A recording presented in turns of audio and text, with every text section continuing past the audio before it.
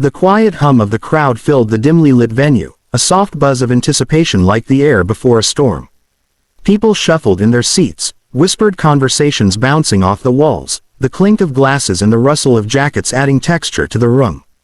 No one truly expected much. After all, it was just another open mic night, a stage where amateurs tested their courage and strangers politely applauded regardless of how shaky or raw the performance was.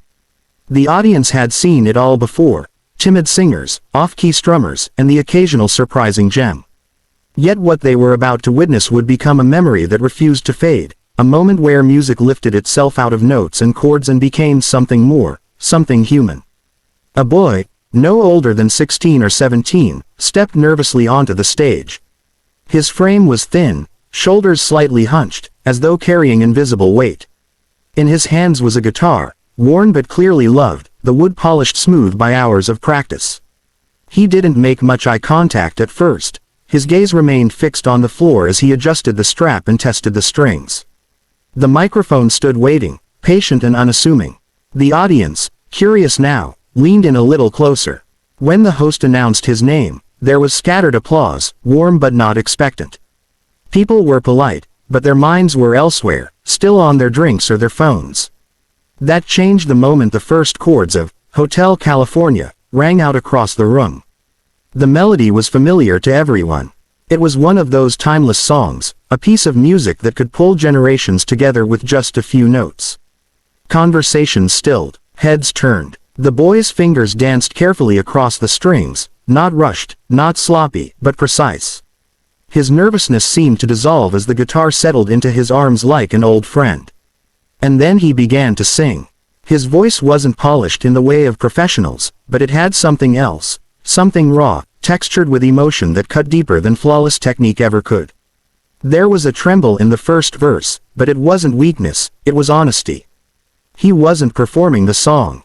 He was living it. Each lyric carried the weight of his soul, and though he was just a boy, his delivery felt old, like a story told by someone who had already weathered storms most of the audience could only imagine. By the time he reached the chorus, something shifted in the room. The song wrapped around the listeners like a tide, pulling them into its current. The audience that had been half distracted was now utterly silent, as if afraid to break the fragile magic. Faces softened, eyes widened. One woman at the back clasped her hands together without realizing it. A man in the corner blinked away moisture, surprised by his own reaction. The boy closed his eyes as he sang, lost in the music, his fingers steady on the strings. The guitar seemed to breathe with him, every note aligned with the heartbeat of his voice. When he hit the higher lines, the ache in his tone deepened, filling the room with longing and something achingly beautiful. The kind of beauty that hurt. Cheers began to fall, quietly at first, from the eyes of people who never expected to be moved so deeply in such an ordinary setting. There was no smoke machine, no flashing lights, no grand stage production. Just a boy, a guitar, and a song written decades before he was even born. Yet in that moment, it felt like the song had been waiting for him, waiting to pour itself out through his voice. Every lyric echoed with truth. You can check out any time you like, but you can never leave. The words hung heavy in the air, resonating with memories, regrets, and the quiet battles the audience carried within themselves. For some, it sparked nostalgia, dances from youth, road trips with friends, nights spent chasing dreams. For others, it stirred wounds, lost loves, missed chances, or the haunting weight of choices they couldn't undo. The boy, unaware of the storm he was creating, kept singing. His eyes remained shut, his expression one of quiet surrender to the music. It was as though he wasn't performing for the audience at all. He was performing for someone else, someone far away, or perhaps for himself. And that purity, that lack of showmanship, only made it more powerful. By the time he reached the instrumental break, his fingers glided with surprising mastery, pulling notes that shimmered in the air like sparks. Gasps rose from the crowd, not at technical perfection, but at the feeling poured into every strum. It wasn't the practiced solo of a professional, it was the kind of solo born from sitting alone in a room, playing until the music seeped into your bones. When the final verse came, the boy's voice broke just slightly, not from lack of skill, but from too much emotion to hold back. That break was what undid the last of the audience's restraint. People were wiping tears openly now. Couples held hands a little tighter. Friends glanced at each other with unspoken acknowledgement of what they were experiencing.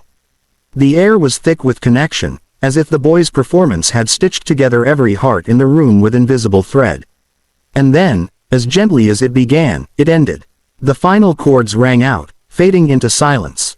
For a moment, no one clapped. The silence was not emptiness but reverence. People sat frozen, their breath caught in their throats, reluctant to let the spell break. The boy opened his eyes slowly, looking out at the crowd for the first time.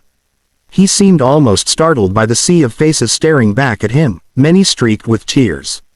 Then the applause came. It wasn't the scattered politeness of before. It was thunderous, heartfelt, rising to the rafters. People stood, clapping until their palms stung, some cheering, some still too choked up to shout. The boy blinked rapidly, clearly overwhelmed, and gave a shy nod before stepping off the stage. His guitar looked heavier in his hands now, but in his heart, something lighter had taken root. Long after he left the stage, the audience remained caught in the echo of what they had just witnessed. Conversations didn't resume the way they normally did. Instead, people leaned toward each other, speaking in hushed tones, trying to put into words the indescribable. Many couldn't. They just shook their heads, smiled through tears, and held on to the moment.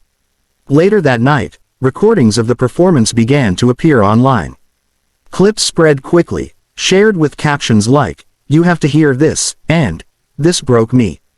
Viewers around the world echoed the emotions of those in the room, strangers crying in their living rooms, commenting about how the boys' version of the song touched something deep inside them. What made it so powerful wasn't technical perfection.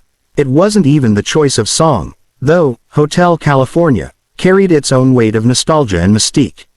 It was the authenticity. The boy sang like someone with nothing to prove and everything to feel. And that honesty pierced through the noise of daily life, cutting straight to the core of every listener. Music has always had the power to heal, to connect, to strip away the layers we wear in the world.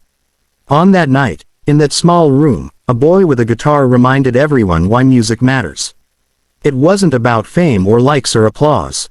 It was about truth, about letting the heart speak when words alone can't carry the weight. Those who were there will never forget the moment tears fell as a boy performed Hotel California, and those who see the recordings will feel a shadow of that same magic.